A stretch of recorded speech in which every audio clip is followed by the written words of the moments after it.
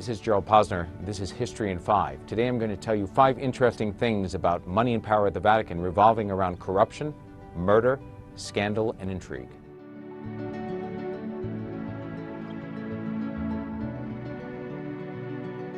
For about 1800 years, the popes were not just the head of the Catholic Church, the spiritual head of the world's largest religion. They were also kings, pope kings. They had a secular empire, thousands of square miles of lands, their own armies. They built up a vast court around the pope. How did they get the money for this? They fueled it by taxing people inside their empire, by fees, and also by selling something called indulgences. A piece of paper was sold to a Catholic and said, "You're forgiven for your sins for buying that paper." Still, it wasn't enough money, and the popes had to go at times to borrow money from the Rothschilds, the preeminent banking family in all of Europe who was Jewish, much to the distaste of many Catholic cardinals who thought it was terrible to have to borrow money from the people they viewed as killers of Christ. All of this ended in 1870 when the popes lost their empire. Italian nationalists trying to unify Italy took over, they kicked the king, and they took over the pope's lands. They left the pope with a small postage-stamped size parcel of land, the Vatican, and then all of a sudden in 1929 it changed because the Pope struck a deal with the head of Italy, then a fascist dictator, Benito Mussolini. The fascists recognized the Vatican as an independent sovereign country.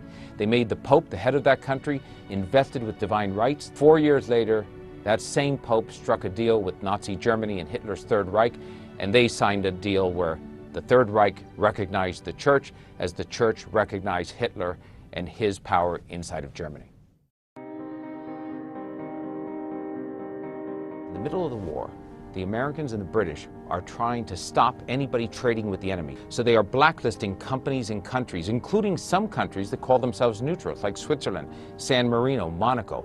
The Vatican says we're neutral. Once the bank is formed, the Vatican is able to do business throughout the war, continue to do it with Nazi Germany, with blacklisted companies. After the war, what happens? That Vatican bank funds with British and American intelligence some Nazis to escape to South America who were wanted as war criminals.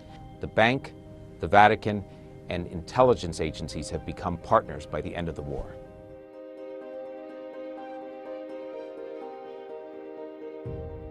Bishop Marcinkus gets involved with prominent Italian businessmen, including Michele Sandona, one of the titans of industry in Italy in the 1960s and 70s, and also Roberto Calvi, a major banker. They end up in all types of offshore deals and back-to-back loans and fraudulent transactions that bring down the business empires of those two men and put the Vatican Bank at the edge of bankruptcy. And Marcinkus ends up staying inside the Vatican, claiming that the jurisdiction and sovereignty of the Vatican as a separate nation keeps him from going to trial for fraud in Italy.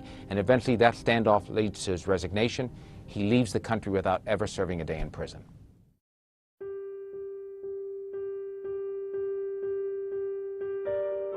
An Italian journalist exposed the extent to which the Vatican Bank had still stayed a corrupt institution through the 1990s into the 2000s. Enter Pope Francis. He comes in 2013 with high expectations. He fired many of those laymen who worked inside the bank who weren't doing anything to make it transparent. He's adopted rules which suddenly changed the bank to become part of the international community.